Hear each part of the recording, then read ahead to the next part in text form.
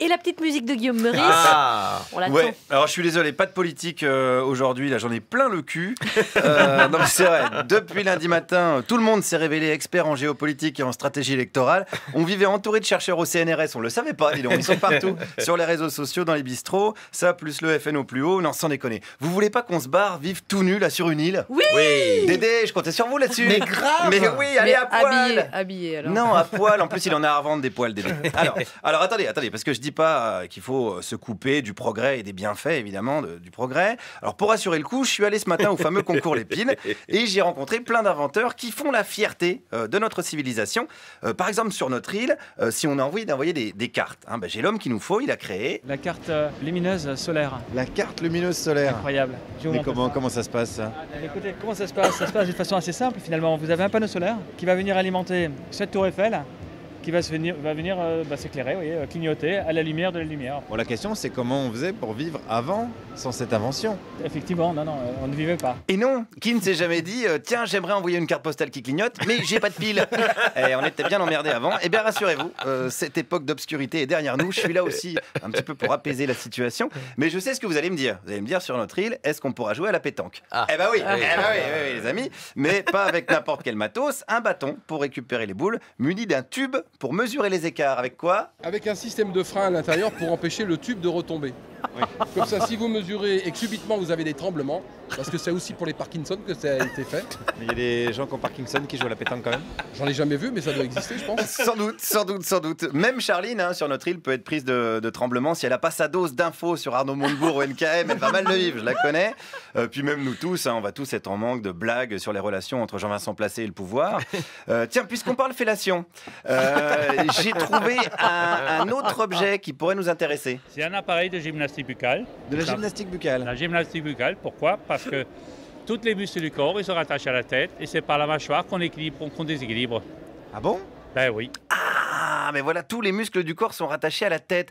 Alors, dans le cas d'un footballeur, on se doutait un peu, mais on n'avait pas de confirmation et c'est fait. Voilà, alors la musculation buccale, c'est sympa et ça a plein d'avantages. Avec la mâchoire, on travaille tous les muscles du corps. C'est pratique, ça.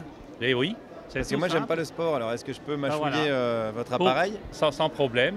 Il y a aussi tous les problèmes au niveau de la tête, les céphalées, les maux de tête, les vertiges, névralgie, les acouphènes, c'est le seul moyen. Et tous les problèmes de dos. Ça règle tout. Oui, et en même temps, on reste jeune. Ça permet aussi de rester jeune. Mais automatiquement, ça agit sur les rides. Génial ça, Clara. C'est génial. Vous allez retrouver la mine que vous aviez à 58 ans. Oh, c'est super. Allez, on prend ça sur notre île. Combien ça coûte? C'est 80 €. 80 €, c'est pas mal quand même. Mais combien ça coûte à fabriquer? Parce que là, c'est jamais qu'un bout d'acier et 2 bouts de plastique. Il y a déjà 20% qui va à l'État. Oui, ça d'accord, mais il vous en reste quand même pas mal, j'ai l'impression. Il n'y a rien.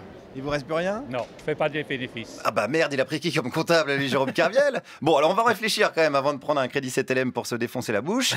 Pas grave, parce que j'ai rencontré ce matin un inventeur encore plus inspiré qui propose quoi? Ce sont des palettes en bois à tolérance micronique. Des palettes à tolérance micronique. Ouais. Alors là, c'est incroyable. C'est incroyable ça? Alors pourquoi? La vitesse de manipulation de palettes, donc des chargements emmagasinage, est aussi augmentée au moins 6 secondes par palette. On gagne 6 secondes par palette? C'est énorme, quoi. C'est beaucoup? C'est vraiment beaucoup. Pourquoi vous avez appelé ça à tolérance micronique? C'est pas tellement micronique. Ah ouais, d'accord. Non, bah alors, si c'est pas tellement micronique, ça sert à rien. C'est de la palette améliorée. Non, nous en ce moment, on est tolérance macronique, mais jusqu'au 8 mai. Seulement, faut pas exagérer. Mais j'ai dit pas de politique. Bon, alors c'est pas grave pour les palettes parce qu'on aura besoin surtout, ça vous le savez très bien, d'un moteur à propulsion toroïdale. Ah oui, ça évidemment, on le sait. Alors c'est un peu pointu, donc c'est le même inventeur. Il avait un petit schéma. Est-ce que vous connaissez l'adjectif toroïdal? Non. Là, il y a un mouvement circulaire, mais aussi longitudinal. D'accord, je vois. Ouais. Voilà. Alors, ce mouvement-là, les deux, sont utilisés pour faire pousser les pistons. C'est vraiment compliqué à la radio. Ça marche quand même? Non. Comment ça marche pas? C'est pour la première fois que nous le présentons, cette invention. Mais est-ce qu'elle a déjà été fabriquée? Est-ce qu'il y a un prototype? Un prototype, non. Ah ouais, on n'est pas sûr que ça marche alors. On va voir. Ah d'accord. Donc on ne sait pas si ça marche. Alors je suis désolé, j'avais dit que je parlais pas politique, mais ça me fait trop penser aux gens qui disent on vote FN parce que le FN au pouvoir, on n'a jamais essayé. Alors déjà c'est faux, hein, et dans plein de pays. Et est-ce que ces gens-là ont déjà essayé de se tirer une balle dans le tibia? Non, il faut essayer les gens, vous n'avez jamais essayé. Est-ce qu'ils ont déjà essayé de se tirer loin d'ici? Bah faites-le les gens. C'est vrai finalement, après tout, je vois pas pourquoi ce serait à nous de partir. Ouais, mais très bien. Guillaume Meurice, merci.